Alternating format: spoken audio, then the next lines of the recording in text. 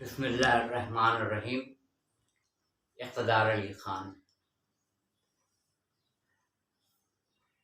بہت شکریہ آپ کا، چینل کو سبسکرائب کر رہے ہیں اور دیکھ بھی رہے ہیں اور اپنی رائے سے بھی آگاہ کر رہے ہیں مجھے۔ میرے پاس متعدد فون آتے ہیں، واٹس ایپ پہ بھی آتے ہیں، کال آتی ہے، میسنجر پہ بھی، کہ اتنا کرنٹ ایشو چل رہا ہے سیاست پر، تو آپ بولتے کیوں نہیں ہیں؟ دیکھیے، کبھی کبھی ایسا ہوتا ہے انسان کو عزت راس نہیں آتی ہے۔ اللہ نے ایک میدان میں بڑی عزت دی، پوری دنیا عزت کر رہی ہے، خوب سے خوب تر کی تلاش میں انسان رہتا ہے ہمیشہ ہمیشہ، کہ مجھے اگر آج 10 لوگ چاہ رہے ہیں تو مجھے 50 چاہیں، 50 چاہ رہے ہیں تو مجھے 200 چاہیں، 200 چاہ رہے ہیں تو مجھے اب 1000 چاہیں۔ یعنی خواہشات انسانی کہیں پر رکتی نہیں ہے۔ یہ وہ خواہش ہے جو انسان کو قبر تک لے کے جاتی ہے۔ اسی لیے سورہ التکاثر میں یہی ہے، پہلی آیت میں یہی ہے، بسم اللہ الرحمن الرحیم، تم کو مال دنیا نے اس قدر اندھا کر دیا، تم کو مال دنیا نے اس قدر اندھا کر دیا، حتیٰ یہاں تک کہ زرتم المقابر، حتیٰ زرتم المقابر، یہاں تک کہ تم اپنے قبروں میں جا کے لیٹ گئے۔ تو خواہشات انسانی جو ہے وہ کہیں رکتی نہیں ہے، خوب سے خوب تر، خوب سے خوب تر، خوب سے خوب تر۔ شہرت کس کو نہیں چاہیے؟ شہرت، پیسہ کس کو نہیں چاہیے؟ پیسہ، مگر شہرت کے بھی بہت مختلف درجات ہیں۔ ایک شہرت وہ ہے جو ماں بہن کی گالیاں بول دے، فوراً میڈیا اتنا فاسٹ ہے کہ پوری دنیا میں جنگل میں بھی آگ اس تیزی کے ساتھ نہیں پھیلتی ہوگی جتنی خبر پھیل جاتی ہے کہ فلاں شخص نے یہ گالی بکی ہے۔ اور اب تو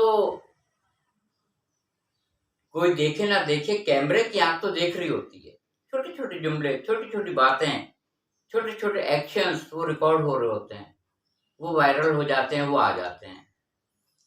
یعنی ہمیں اس قدر محتاط ہو کے گفتگو کرنی چاہیے جو کسی کی پکڑ میں نہ آئے، مگر کیا کریں، انسان کا شوق ہی یہی ہے کہ مجھے لاکھوں لوگ دیکھیں۔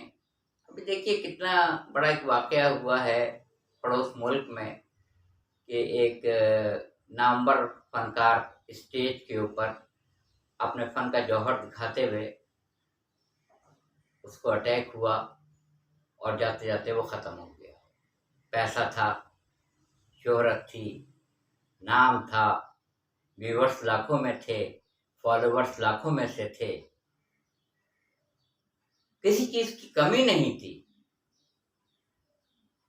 تو پھر یاد آتا ہے کہ اللہ تعالیٰ نے قرآن مجید میں یہی کہا، جب موت کا وقت آ جاتا ہے نہ ایک سیکنڈ آگے بڑھتا ہے نہ ایک سیکنڈ پیچھے ہٹتا ہے۔ موت تو برحق ہے، چاہے آپ فٹ پاتھ پہ سوئیں، چاہے آپ محلات میں سوئیں۔ دنیا میں کوئی کسی کو مانتا ہو نہ مانتا ہو، توحید کو مانتا ہو نہ مانتا ہو، نبوت کو مانتا ہو نہ مانتا ہو، امامت کو مانتا ہو نہ مانتا ہو، مگر وہ اس بات کو مانتا ہے کہ موت برحق ہے، موت آئے گی، موت کو مانتا ہے۔ دنیا میں ایک چیز کی حقیقت ہے، اٹل حقیقت، جس کو ہر خطے کا شخص مانتا ہے، موت برحق ہے، موت آئے گی، چاہے دفن کر دو، چاہے گد کو کھلا دو، چاہے آگ لگا دو، مگر مرنا تو ہے، موت برحق ہے۔ اللہ کو نہ مانے، نبی کو نہ مانے، امام کو نہ مانے، موت کو مانتا ہے، موت برحق ہے۔ کہنے کا مطلب یہ ہے کہ جب آپ کو عزت ملی تو آپ ٹھہرے نہیں، آپ نے فلاحی کام کیا تو فلاحی کام کرنے کے بعد عزت میں دو چند اضافہ ہو گیا اور عزت آپ کو مل گئی۔ الفاظ کی پکڑ بڑی سخت ہوتی ہے، بڑی سخت ہوتی ہے، اور کبھی کبھی گوشہ نشینی بہت عزت دے دیتی ہے۔ کسی نے رسول خدا اور ائمہ معصومین علیہ الصلوۃ والسلام سے پوچھا، جب زمانہ ہمارا مخالف ہو جائے تو ہمیں کیا کرنا چاہیے؟ آپ نے کہا گوشہ نشین ہو جاؤ اور استغفار پڑھو اور درود پڑھو ہم پر، کہ بہترین اور مجرب علاج ہے۔ جب زمانہ تمہارے مخالفت میں آ جائے تو آئسولیشن میں چلے جاؤ، استغفار کرو۔ آپ سمجھتے ہیں استغفار صرف گناہوں کی توبہ کے لیے کیا جاتا ہے؟ نہیں، نعمتوں کے حصول کے لیے بھی استغفار ہوتا ہے۔ قرآن مجید میں آیتیں ہیں، اگر تم استغفار کرو گے تو میں تمہیں یہ دوں گا، یہ دوں گا، یہ دوں گا، یہ دوں گا، یہ دوں گا۔ گناہوں پہ توبہ کے لیے تو ہوتی ہے استغفار، مگر نعمتوں کے حصول کے لیے بھی استغفر اللہ پڑھا جاتا ہے۔ اور درود محمد اور آل محمد علیہ السلام کی ذات پر جب آئسولیشن میں چلے جاؤ تو کبھی کبھی آئسولیشن میں جانا، خاموش بیٹھ جانا حکمرانی کرنے کے مترادف ہوتا ہے۔ ایسے شخص کی لوگ قدر کرتے ہیں، عزت کرتے ہیں، جس نے ایک جملہ نہیں بولا ہو اور بیٹھ کے صرف تماشا دیکھ رہا ہو۔ ضروری نہیں ہے کہ نام لیا جائے، ضروری نہیں ہے نام لیا جائے۔ قرآن مجید آپ پورا پڑھ لیجئے، صرف صفت بیان ہوئی ہے، صرف صفت۔ اے رسول صلی اللہ علیہ وآلہ وسلم ان سے کہہ دیجئے، سامنے والا کوئی ہے ان سے کہہ دیجئے، قل، یہ اپنے بیٹوں کو لائیں ہم اپنے بیٹوں کو لاتے ہیں، یہ اپنی عورتوں کو لائیں ہم اپنی عورتوں کو لاتے ہیں، یہ اپنے نفسوں کو لائے ہم اپنے نفسوں کو لاتے ہیں، اور ثم نبتہل فنجعل لعنت اللہ علی الکاذبین، اور جھوٹوں پہ اللہ تعالیٰ کی لعنت ہو۔ نام نہیں دیا قرآن نے۔ سورہ معارج پہلی آیت، ایک شخص نے ہم سے عذاب کا نزول طلب کیا، انزلنا سے نکلا ہے نزول، اوپر سے آئے گا عذاب۔ سورہ معارج پہلی آیت، ایک شخص نے عذاب کا نزول طلب کیا، اسی وقت ہم نے اس پہ عذاب نازل کیا اور اس کو ہلاک کر ڈالا۔ اب تاریخ میں جا کے دیکھیے کس نے اپنے لیے عذاب مانگا تھا اور اس کو عذاب ملا، نام نہیں ہے قرآن مجید میں کہیں پہ بھی۔ سورہ مریم آیت نمبر 63، اور میں پڑھ کے بولتا ہوں، اگر اس کے اندر 19-20 ہو جائے تو کمنٹ سیکشن میں میری کھچائی کیجیے گا آپ۔ 63 نمبر کی آیت ہے، اللہ تعالیٰ کا ارشاد گرامی ہے، میں نے فیصلہ کیا ہے، اللہ کہہ رہا ہے میں نے فیصلہ کیا ہے کہ قیامت کے دن اپنے بندوں میں سے، جمع کا صیغہ ہے، بندوں میں سے اس ایک شخص کو جنت کا وارث بناؤں گا جو متقی اور پرہیزگار ہوگا۔ نام نہیں بتایا، نام نہیں بتایا۔ سورہ توبہ میں اللہ تعالیٰ نے آیت رکھی، یا ایھا الذین آمنوا اتقوا اللہ مع الصادقین، اے ایمان والو اللہ کا تقوی اختیار کرو اور سچوں کے ساتھ ہو جاؤ۔ نام نہیں بتایا۔ تو تقریر میں، تحریر میں، گفتگو میں بہت مواقع آتے ہیں نام لینے کے، مگر ضروری نہیں ہوتا ہے کہ نام لیا جائے۔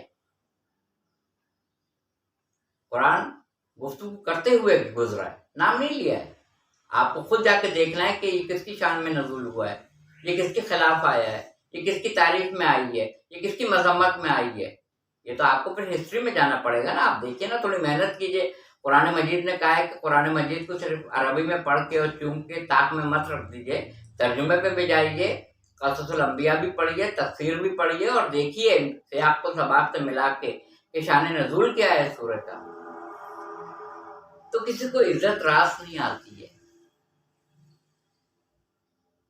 لوگوں نے مجھے، آپ کیا سمجھتے ہیں، مجھے نہیں آفر کی ہوگی سیاست میں آنے کے لیے۔ اقتدار بھائی بڑی میٹھی میٹھی باتیں کرتے تھے، اقتدار بھائی آپ ماشاءاللہ شعر بڑے اچھے اچھے کوٹ کرتے ہیں، تقریر بھی کر لیتے ہیں، اور آپ کو یہ چیز اللہ تعالیٰ نے عطا کی ہے، تو آپ جوائن کریں گے ہماری جماعت؟ میں نے کہا نہیں، بالکل بھی نہیں۔ کیوں؟ میں نے کہا مجھے اپنا نام، اپنی عزت بہت عزیز ہے۔ کیا مطلب ہے آپ کا؟ میں نے کہا نہیں، سیاست میں آنے کے بعد سے کردار بہت ہی متزلزل ہو جاتا ہے، کبھی ہم اس گروپ میں نظر آتے ہیں، کبھی ہم اس گروپ میں نظر آتے ہیں، کبھی ہم اس کے خلاف بولتے ہیں، کبھی ہم اسی کے ساتھ گلے مل رہے ہوتے ہیں، کبھی ہم اسی کے خلاف بول رہے ہوتے ہیں، کبھی اسی سے ہاتھ ملا رہے ہوتے ہیں. اس میں نہ دین ہے نہ ایمان ہے. سچی بات یہ ہے کہ میں پسند نہیں کرتا ہوں، مگر کچھ لوگوں نے وہ راستہ اپنایا، اور اپنانے کے بعد اللہ اتنا نام دے چکا تھا، اتنی شہرت دے چکا تھا، وہی کافی تھی، وہی کافی تھی. میں آپ کو ایک مثال دے دیتا ہوں. مہندی حسن مرحوم نے ایک ملی نغمہ گایا، یہ وطن تمہارا ہے، تم ہو پاسباں اس کے. میں دعوے سے کہتا ہوں اپنی پوری زندگی میں کوئی غزل نہ گائی ہوتی، کوئی اور گیت نہ گایا ہوتا، صرف ایک یہ قومی نغمہ مہندی حسن نے جو گایا تھا، امر ہے، وہ ان کی شہرت کے لیے کافی تھا، کافی تھا. جب اللہ نے عزت دے دی، پیسہ دے دیا، نام دے دیا، تو اپنے آپ کو اور آگے لے جانے کی ضرورت. پہلے تولو پھر بولو. لوگوں کے پاس میٹر نہیں ہوتا ہے، علم کی کمی ہے. آپ ساری تقریروں کو کسی کی بھی ہو ایکس وائی زیڈ، کسی گروپ کی بھی ہو، تقریریں سن لیجیے، 19-20 کا فرق ہوتا ہے. ریپیٹیڈ میں وہی جملے ہوتے ہیں جو متعدد مقامات پہ تقریروں میں ریپیٹ کیے جاتے ہیں، وہی جملے ہوتے ہیں، کوئی نئی چیز نہیں ہوتی اس کے اندر. کرپشن پہ وہ بول رہے ہوتے ہیں، مہنگائی پہ وہ بول رہے ہوتے ہیں، الزامات وہ لگا رہے ہوتے ہیں، تہمتیں وہ لگا رہے ہوتے ہیں، جملوں کو وہ کوٹ کر رہے ہوتے ہیں. وہ ساری ریپیٹیڈ باتیں ہیں جو وہ پورے 12 مہینے کرتے رہتے ہیں، اس لیے کہ میٹر نہیں ہے، علم نہیں ہے. علم کون دے رہا ہے؟ علم آپ دے رہے ہیں. آپ کے جملے کو لوگوں نے پکڑ لیا، آپ کے جملے کو بہت سی ایسی باتیں ہیں قرآن مجید کی، بہت سی ایسی باتیں قرآن مجید کی جو ممبر پر بیٹھ کے بولنا زیب نہیں دیتا، کیونکہ ہماری ماں بہنیں آئی ہوئی ہوتی ہیں، وہ سن رہی ہوتی ہیں. شہر بھر کی معزز خواتین آئی ہوئی ہوتی ہیں، وہ جملے ممبر سے پڑھنے کے نہیں ہوتے ہیں. میڈیکل کے اسٹوڈنٹس کو وہ چیزیں پریکٹیکلی کر کے دکھائی جا رہی ہوتی ہے. جب وہ ڈیڈ باڈی پہ کام کرتے ہیں تو ہر عضو پہ ڈسکشن ہو رہا ہوتا ہے، مگر وہی چیز کو ممبر سے اوپنلی بیان کر دیجئے، معیوب لگے گا، معیوب لگے گا. یا آپ کے بس میں 2 چیز واپس نہیں آتی پلٹ کے. ایک کمان سے نکلا ہوا تیر جو چلا گیا وہ واپس نہیں آتا، ایک زبان سے نکلی ہوئی بات وہ چلی گئی، وہ اب آپ کی نہیں رہی، وہ اب 22 کروڑ عوام کی بات ہو گئی، 22 کروڑ عوام کی، وہ آپ کی بات اب نہیں ہے. اس پہ سب بولیں گے، اس لیے کہ آپ نے بول دیا. جب آپ نے بول دیا تو آپ کیا سمجھتے ہیں کہ یہ قوم جاہل ہے، قوم کو نہیں پتہ ہے؟ قوم کو سب پتہ ہے. اگر خدا نہ خواستہ یہ ہوا تو اس کے نتیجے میں یہ ہوگا، یہ سب کو پتہ ہے. اس کو بول کے کہتے ہیں نا، بلی کے گلے میں گھنٹی کون باندھے گا. آپ دوسروں کو ٹاپک نہ دیں، خاموشی سے بیٹھ جائیں. خاموشی سے بیٹھنے میں عزت ہے. پھر دیکھیے جو خاموشی سے بیٹھ جاتے ہیں ان کو اللہ کیسا عروج عطا کرتا ہے، کیسا ان کو تخت و تاج دیتا ہے. حضرت یوسف علیہ السلام کا پورا واقعہ سورہ یوسف 12واں سورہ قرآن مجید کا، اس میں سب تحریر ہے. کس طرح سے آپ کے سوتیلے بھائیوں نے کنویں میں گرا دیا تھا، کس طرح سے وہ ایک شخص نے آپ کو دیکھا اور پھر وہ مصر میں لائے، قیمت لگی، ان کو فروخت کیا گیا. عزیز مصر کے پاس گئے، جناب زلیخا نے پورا قرآن مجید میں نے پڑھ لیا، ماشاءاللہ الحمدللہ. قصص الانبیاء کی بات نہیں کر رہا ہوں، قرآن مجید کی آیت کے حساب سے سورہ یوسف کی آیتوں کی روشنی میں دعوے سے میں کہہ رہا ہوں کہ حضرت زلیخا ناقابل معافی ہیں. دعوے سے کہہ رہا ہوں پڑھنے کے بعد. پورے قرآن مجید میں مجھے کوئی ایک آیت دکھا دیجیے ایسی کہ ہم نے زلیخا کو معاف کیا، ہم نے ان کے خطاؤں کو معاف کیا، ہم نے ان کی تہمتوں کو معاف کیا. قصص الانبیاء میں ہوگا. قرآن کے حساب سے آپ ہم لوگ کہتے ہیں نا قرآن کافی ہے، قرآن کے حساب سے آپ مجھے دکھا دیجئے جناب زلیخا جو ہے قابل معافی تھی؟ بالکل بھی نہیں تھی، بالکل بھی نہیں تھی. اور اتنے سنگین سنگین جملے اس کے اندر جو میں اس وقت اگر بولنا چاہوں تو نہیں بول سکتا ہوں، کہ ماں بہنیں بیٹیاں بھی سنیں گی اگر دیکھیں گی تو میں نہیں بول سکتا ہوں. اور اسی چیز کو کہنا چاہ رہا ہوں میں کہ بہت لوگ ایسی چیزیں پڑھ جاتے ہیں جو دوسرے لوگوں کو میٹر دے دیتی ہے، موضوع دے دیتی ہے، عنوان دے دیتی ہے. جو کل تک سوچ رہے تھے کہ ہمیں فلاں جگہ خطاب میں کیا پڑھنا ہے، ان کو موضوع دے دیتی ہے. آپ کے بولنے کی وجہ سے موضوع ملتا ہے. کبھی خاموشی سے بیٹھ کے بھی تو دیکھیں کہ اطراف میں ہو کیا رہا ہے. خاموشی میں نے ایک قول پڑھا تھا، مولا کائنات علی ابن ابی طالب علیہ السلام کا آپ ارشاد فرماتے ہیں جب عقل آتی ہے تو الفاظ گھٹ جاتے ہیں. جب عقل آتی ہے تو الفاظ گھٹ جاتے ہیں. جس کے پاس معرفت آ جاتی ہے، علم زیادہ آ جاتا ہے، نالج بڑھ جاتی ہے، الفاظ گھٹ جائیں گے، وہ کم بولے گا. وہ بولے گا کم، جیسے میں بہت بولتا ہوں، وہ بولے گا کم، سنے گا زیادہ. کوشش کرنی چاہیے ہمارے سیاستدانوں کو، سنے زیادہ بولے کم. لوگوں کی سنے زیادہ بولے کم. بولنے میں پھنستا ہے آدمی، اور جب بولتا ہے پھر توڑتا ہے کہ میں نے کیا بول دیا. بس یہ ہے. میں نے ایک ویڈیو اپلوڈ کی تھی کہ جس میں نے بتایا تھا اسراف کیا ہے اور تبذیر، تے بے زے یہ رے، تبذیر کیا چیز ہے. وہ آپ یوٹیوب کے اوپر اور فیس بک پہ جو میرا پیج ہے اس کے اوپر دیکھ سکتے ہیں اسراف اور تبذیر کا فرق. اس میں ایک چیز کا اور اضافہ کر دوں، بخل. امیر المومنین حضرت علی ابن ابی طالب علیہ السلام سے کسی نے کوئی سوال کیا تو آپ نے ایک مشت خاک اٹھائی، مٹی اٹھائی، اور آپ نے اس کو اپنے اس طرح سے پوزیشن میں مٹھی میں مٹی کو بند کر لیا، کہ یہ بخل ہے، اسے بخل کہتے ہیں. اس کے بعد پھر آپ نے مٹھی کھول دی، پوری مٹی نیچے گر گئی، کہا یہ اسراف ہے، اسراف. پھر آپ نے چھپ کے پھر مٹی اٹھائی، مٹھی میں بند کی، اور یہ 2 انگلیاں کھولی، 2، اس میں سے چھن چھن کے مٹی تھوڑی تھوڑی کر کے زمین پہ گرنے لگی. آپ نے ارشاد فرمایا یہ اعتدال ہے، اعتدال. اللہ اعتدال کو پسند کرتا ہے. گفتگو میں بھی اعتدال پسندی ہونی چاہیے.